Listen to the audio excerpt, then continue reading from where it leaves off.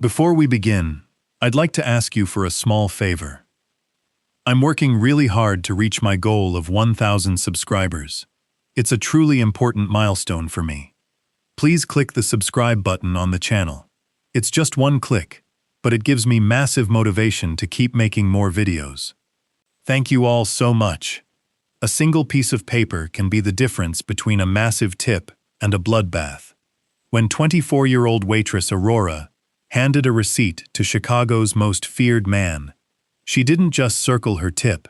She circled the words, "Gunman behind you. Deal gone wrong. Exit now." What followed changed everything. The St. Regis Chop House on Rush Street was the kind of establishment where Chicago's elite went to chew on $80 dry-aged ribeyes and pretend they owned the city. It smelled of truffle butter, expensive cigar smoke lingering from the patio, and old money. For Aurora Bennett, it was just a place to wear a stiff white button-down, smile until her cheeks ached, and chip away at the crushing medical debt her mother had left behind. It was a rainy Tuesday night in November, the kind of evening where the restaurant was only half full, bathed in the dim, golden glow of brass chandeliers. Aurora was working Section 4, the secluded booths in the back, typically reserved for politicians, celebrities, or men who didn't want their faces caught on the street-facing windows. Tonight, Booth 42 was occupied by Damian Russo. Everyone in the service industry downtown knew who Damian Russo was, even if the Chicago Tribune only referred to him as a prominent logistics entrepreneur. At 32, Damian was the undisputed head of the Russo syndicate. He possessed a terrifying stillness, a sharp, dark-haired man who wore bespoke charcoal suits and a vintage Patek Philippe watch that cost more than Aurora's life insurance policy. He didn't bark orders or treat the staff like servants. He was meticulously polite, tipped a staggering 100%, and tipped in crisp, uncreased hundreds. But tonight, the air around Damian's table was thick with a suffocating tension. He was dining with Carmine Moretti, a notorious capo from the rival Lucchese family.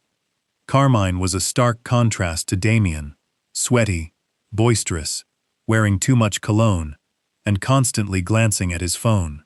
They were supposedly negotiating a truce over the South Side shipping routes. But Aurora, whose older brother Tommy had once run illegal sports bets for a small-time crew, knew the subtle language of the streets. She recognized the signs of a bad deal. Carmine was overcompensating, laughing too loudly at jokes that weren't funny, and he hadn't touched his $400 bottle of Opus One. At 10:15 p.m., the heavy mahogany doors of the restaurant swung open. A man stepped inside, shaking off a soaked trench coat. Aurora was standing by the POS terminal, punching in an order for a side of creamed spinach, when she noticed him. The newcomer didn't wait for the hostess. He bypassed the dining room entirely and took a seat at the far end of the mahogany bar, ordering a club soda. He kept his leather gloves on. More importantly, Aurora noticed his eyes. He wasn't watching the bartender. He was staring dead into the massive antique mirror behind the bar. A mirror that offered a perfect, unobstructed reflection of Booth 42, where Damian sat with his back to the room. Aurora felt a cold prickle of dread wash over the back of her neck. She watched as Carmine subtly tapped his water glass twice. In the mirror, the man in the trench coat reached slowly into his coat pocket. It was a setup. Carmine had lured Damian out of his heavily guarded stronghold in the West Loop into neutral territory. The truce was a lie. If that man pulled a trigger, Damian Russo would be dead before his stake arrived. But Aurora's mind raced past Damian to the immediate collateral damage. If bullets started flying in the enclosed dining room, the ensuing crossfire would be a massacre. Waiters, bartenders, innocent diners, they would all be caught in the meat grinder. She couldn't just stand there. And deep down, despite who Damian was, She remembered the night a drunken patron had grabbed her waist, and Damian had quietly stepped in, giving the man a look so chilling, the patron practically ran out of the restaurant. Damian was a monster, perhaps, but he was a monster with a code. Carmine suddenly stood up, wiping his mouth with a linen napkin. "Excuse me for a second, Damian. Need to use the men's room. Order us another bottle of the Opus, will you?" It was the oldest trick in the book. The hit was going down the second Carmine was clear of the blast zone. Aurora's heart hammered against her ribs like a trapped bird. She had exactly 30 seconds. She rushed back to the terminal, her hands shaking so badly she missed her passcode twice. Finally, she logged in and printed Damian's check. She grabbed a thick red Sharpie from the server station. On the back of the itemized receipt, she wrote 3 desperate, frantic sentences. She pressed so hard, the red ink bled through the thermal paper. "Gunman, behind you. Deal gone wrong. Exit now."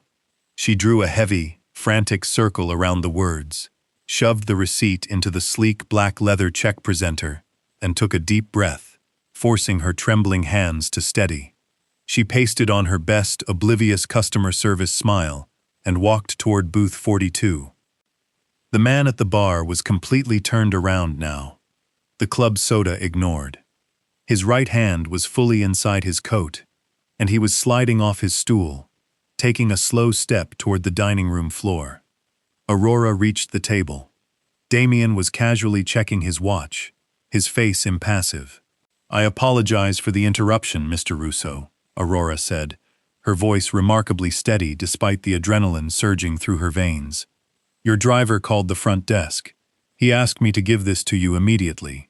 Damian's dark eyes flicked up to hers, his brow furrowed just a fraction. He knew his driver, Rocco, would never call the front desk. Rocco had a direct line to his earpiece. Aurora didn't wait for him to question her. She placed the black leather book on the table, leaned in just an inch, and firmly tapped her index finger against the leather cover twice. The eye contact she held with him wasn't the polite, deferential gaze of a waitress. It was a screaming, desperate warning. Damian didn't say a word. He flipped the leather book open, his eyes locked onto the aggressive red ink, the heavy circles around the words "Gunman," "Deal," and "Exit." For one agonizing second, time in the St. Regis Chop House stood completely still. Damian Russo did not gasp. He did not look over his shoulder. He did not give the hitman a single microscopic tell that the ambush had been compromised. Instead, he looked calmly up at Aurora, his dark eyes turning into shards of black ice. "Thank you, Aurora," he murmured, his voice a low, gravelly hum that sent a shiver down her spine. "Get down." Before Aurora's brain could even process the command, all hell broke loose. Damian's right hand shot beneath his tailored jacket, while his left hand gripped the edge of the massive, 500-pound oak dining table. With a sudden, explosive surge of brute strength, he kicked upward and flipped the table. Plates shattered, silverware clattered, and the half-empty bottle of Opus 1 exploded in a spray of deep red wine that looked terrifyingly like blood. The muffled mechanical spits of a suppressed 9mm handgun ripped through the air.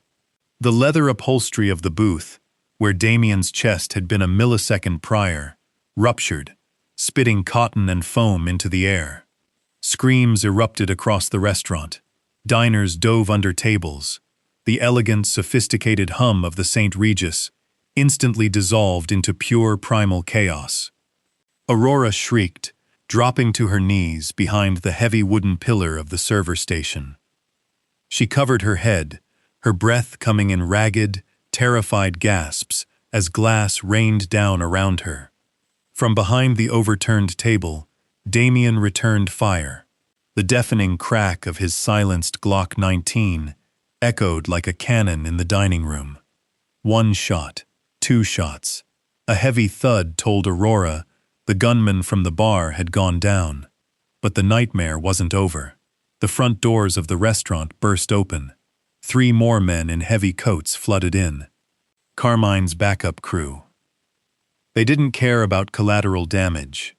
They raised automatic weapons, and the dining room became a war zone.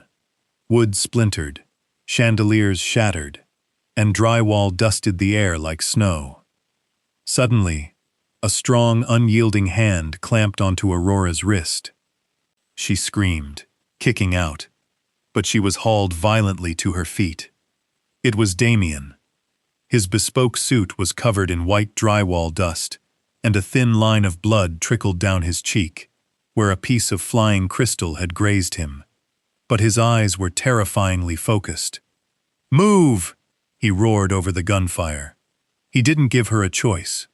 Pulling her with enough force to nearly dislocate her shoulder, he dragged her away from the service station just as a volley of bullets shredded the wooden pillar she had been hiding behind.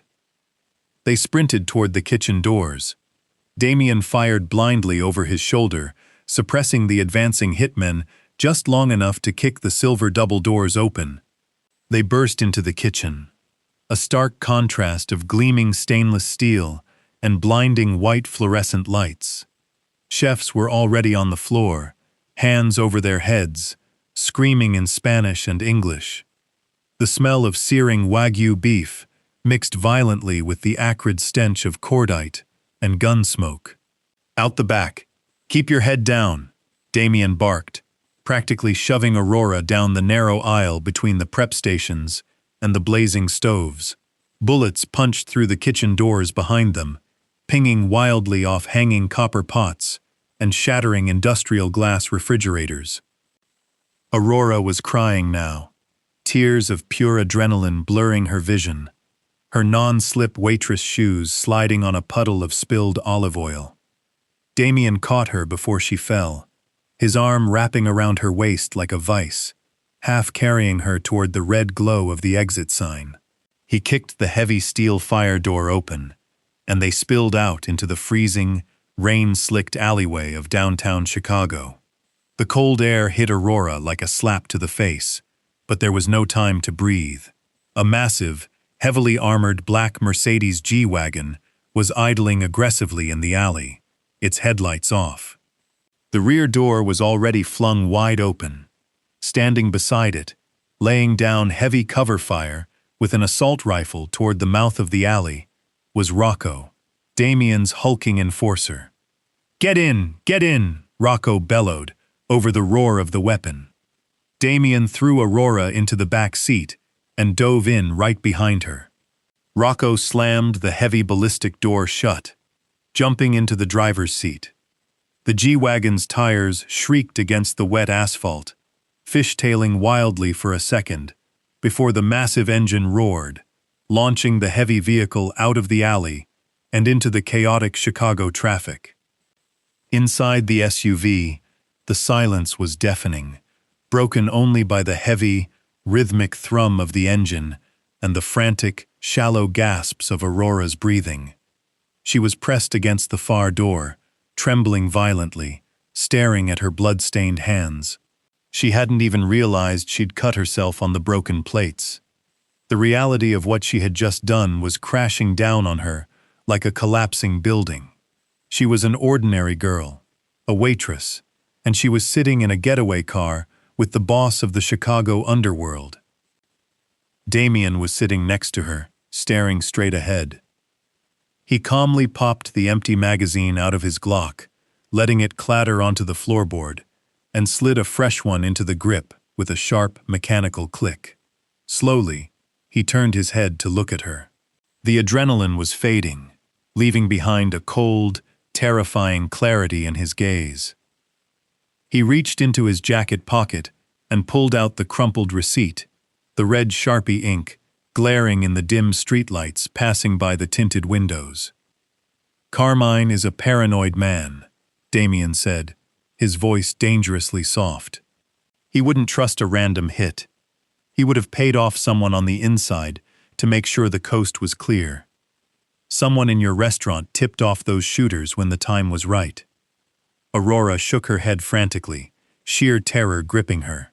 He thought it was her. I didn't! I swear. I only saw him at the bar, saw Carmine tap his glass. My brother used to run with the Lucchese guys, so I knew what that meant.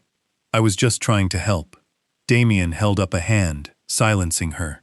I know it wasn't you, Aurora. If you wanted me dead, you wouldn't have handed me this. He tapped the receipt. He leaned in closer, the scent of gunpowder and expensive cologne enveloping her. But Carmine saw you hand me the checkbook. He saw me read it, and he saw me flip the table. He knows you warned me. Aurora's heart stopped. What are you saying? I'm saying, Damian replied grimly, that Carmine Moretti is humiliated. He lost 3 men tonight, and he lost his chance to take my territory. In his eyes, a 24-year-old waitress just humiliated the Lucy's family. I have to go home, Aurora stammered, panic rising in her throat like bile. My apartment, my cat is there. I have to. If you go to your apartment tonight, you will be dead before sunrise, Damian stated flatly, stripping away any illusion she had left. They will burn your building to the ground, just to make a point. He looked away, staring out the rain-streaked window into the darkness of the city he controlled.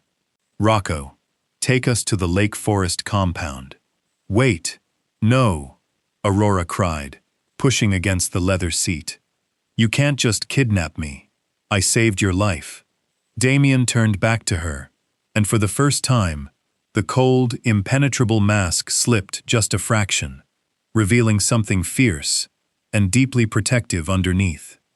You did save my life, Aurora Bennett, he said softly, holding her panicked gaze. And in my world, a life debt is the only currency that matters. You belong to me now, not as a prisoner, but as my responsibility. And I promise you, as long as you are by my side, nobody from the Lucy's family will ever touch a hair on your head. The wagon sped into the night, carrying Aurora far away from the life she had known, and plunging her violently into a dark, seductive world. She could never, ever leave. The iron gates of the Lake Forest estate loomed like the entrance to a fortress, parting silently to let the battered wagon slip onto the sprawling, manicured grounds. According to an unsealed affidavit from Agent Robert Kessler of the Chicago FBI field office, who spent a decade trying to build a RICO case against the Russo family, this specific compound was impenetrable. Equipped with military-grade surveillance, reinforced steel panic rooms, and a private security detail of former Blackwater contractors, it was a gilded cage. And now it was Aurora's new home. For the first 3 days, Aurora lived in a state of suspended reality. She was given a master suite, overlooking the churning gray waters of Lake Michigan. Her closet was miraculously stocked with designer clothes in her exact size. Her favorite boutique soaps were in the marble bathroom, and meals prepared by a private chef were brought to her door.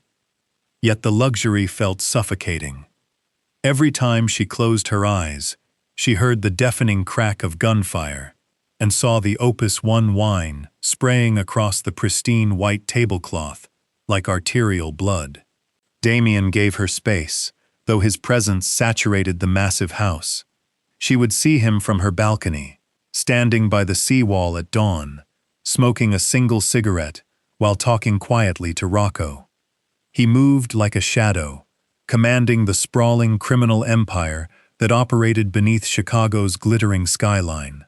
On the 4th night, the heavy oak door to her suite clicked open. Damian stepped inside. He had traded his tailored suits for a dark, fitted cashmere sweater and slacks, making him look less like a corporate CEO and more like the lethal predator she knew him to be. He carried a leather medical kit and a thick manila folder. Sit, he commanded softly, gesturing to the velvet armchair near the fireplace. Aurora hesitated, then obeyed. Damian knelt in front of her, opening the medical kit. He gently took her right hand, inspecting the shallow, jagged cuts on her palms from the shattered restaurant glass. She hadn't let the estate's private doctor touch her. "You've been picking at them," he noted, his voice an intoxicating blend of reprimand and velvet. He produced a cotton swab, dipped in antiseptic. "This will sting. I can do it myself," she whispered, her pulse accelerating as his large, calloused fingers cradled her much smaller hand. "I know you can," Damian replied, not letting go. "But you shouldn't have to. You've spent your whole life taking care of everyone else, Aurora. Let someone take care of you for a change." The sheer intimacy of his touch, contrasting with the horrific violence she had watched him commit, made her breath hitch. As he meticulously bandaged her hands, the silence between them thickened, shifting from traumatic shock to a heavy, unspoken attraction. Damian Russo was a man who took whatever he wanted, yet he treated her like something infinitely precious. "I have answers," he finally said, his tone shifting back to the icy pragmatism of a Mafia boss. He reached for the manila folder and dropped it onto her lap. "About the setup at the St. Regis." Aurora's stomach tightened. She opened the folder. Inside were grainy surveillance photographs, bank statements, and a printed transcript of a burner phone wiretap. "I told you Carmine wouldn't make a move unless he had an inside man," Damian said, standing up and pouring himself 2 fingers of scotch from a crystal decanter. "Someone to confirm my table, my security layout, and the exact moment my guard was down." Aurora stared at the first photograph. It was taken in the shadowy booth of a dive bar on the south side. One figure was unmistakably Carmine Moretti. The other was a younger man, his shoulders hunched, handing over a padded envelope. The air left Aurora's lungs in a violent rush. The room began to spin. "No," she choked out, dropping the photo as if it were on fire. "No, that's impossible. He's out of the game. He promised me." "Your brother Tommy," Damian stated flatly, his dark eyes fixed on her pale face. "He owed $80,000 to a Luce's sportsbook operation. Carmine offered to wipe the debt clean in exchange for the intel on my dinner meeting. Tommy gave them the blueprints to the restaurant and my reservation details." Tears spilled over Aurora's eyelashes, hot and fast. The betrayal sliced deeper than any glass. She had worked double shifts, ruined her feet, and endured harassment from customers to keep the lights on and pay off their mother's debts, all while Tommy was gambling away his life and ultimately bargaining with hers. "He didn't know I would be working that section," Aurora sobbed, burying her face in her bandaged hands. "He couldn't have known I'd be caught in the crossfire." "Ignorance is not an alibi in my world," Damian said coldly. "He sold me to my enemies. The penalty for that is death." Aurora shot up from the chair, her fear instantly vaporized by a surge of desperate, fierce protectiveness. She grabbed the collar of Damian's cashmere sweater, pulling him down to her eye level. "You promised me," she hissed, her voice trembling with raw emotion. "You told me in the car that my life debt meant something. You told me I was under your protection." Damian's hands clamped down on her hips, anchoring her to him. The proximity was electric. "You are under my protection, Aurora. Tommy is not." "He is my blood," she cried, her chest heaving against his. "If you kill him, you kill the only family I have left. Spare him, Damian. Please, for me." Damian stared down into her tear-filled, defiant eyes, a muscle feathered in his jaw. In the ruthless hierarchy of the Chicago syndicate, showing mercy to a rat was a sign of fatal weakness. It invited mutiny. But looking at the fierce, beautiful woman who had risked everything to save him, the icy fortress around Damian's heart cracked. "Carmine has him," Damian finally said, his voice dropping to a harsh whisper. "We intercepted chatter an hour ago. Carmine figured out Tommy's sister was the one who blew the hit. He kidnapped Tommy from his apartment in Bridgeport." He's using him as bait to draw me out. Aurora's blood ran cold. Where? An abandoned freight yard off the Dan Ryan Expressway, Damian said, releasing her and turning toward the door. I'm leaving now. I'm going with you, she demanded.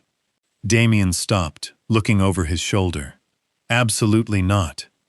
He's my brother. Carmine wants to punish him because of what I did. If I don't go, I'll never forgive myself, and I will never forgive you. For a long, agonizing moment, the boss of the Chicago underworld weighed the defiance of a 24-year-old waitress. Finally, he gave a curt, stiff nod. Get your coat. The rain had turned into a torrential downpour by the time the convoy of black SUVs pulled into the rusted, decaying husk of the abandoned freight yard. Lightning cracked across the Chicago skyline, illuminating the skeletal remains of old train cars and shipping containers. It was the perfect place for a graveyard. Damian's men fanned out silently, melting into the shadows with suppressed rifles. Damian kept Aurora close behind him, his body acting as a physical shield as they stepped out into the freezing mud. "Russo!" a voice echoed through the metal canyon. Carmine Moretti stood beneath the harsh glare of a portable halogen worklight, flanked by 6 heavily armed men. Kneeling in the mud beside him, his face bruised and bleeding, was Tommy. "Tommy?" Aurora gasped, lunging forward, but Damian's arm shot out, catching her around the waist like an iron bar. "You actually brought the girl," Carmine sneered, wiping rain from his forehead. "I've got to admit, Damian, I didn't think you had a sentimental bone in your body. Turns out your weakness wears a waitress apron." "Let the boy go, Carmine," Damian said, his voice carrying effortlessly over the pounding rain. It wasn't a request. It was an executioner's final warning. "This is between you and me. The Bennett family is under my crest now."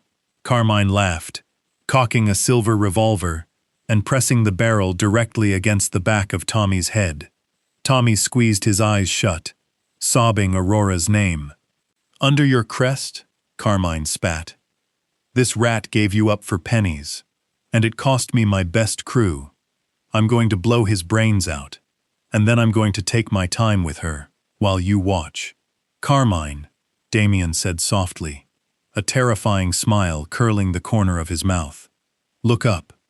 Carmine frowned, his eyes darting to the rusted catwalks above. A single red laser dot was painted directly on the center of Carmine's forehead. A second dot appeared on the chest of the guard to his left, then another, and another. Rocco and the sniper team had flanked them in the darkness. "You're surrounded by ghosts, Carmine," Damian whispered. "Drop the gun." Realization dawned on Carmine's face, twisting it into a mask of pure, desperate rage. Knowing he was a dead man, he made a split-second suicidal choice. He pulled the gun away from Tommy and snapped it toward Aurora. "Damian!" Aurora screamed. Time fractured. Damian moved with terrifying speed, throwing his body violently over Aurora's, just as Carmine pulled the trigger. Bang! Damian grunted, as the bullet tore through the meat of his left shoulder. In the exact same millisecond, the rail yard erupted. Rocco's sniper rifle cracked from the catwalk.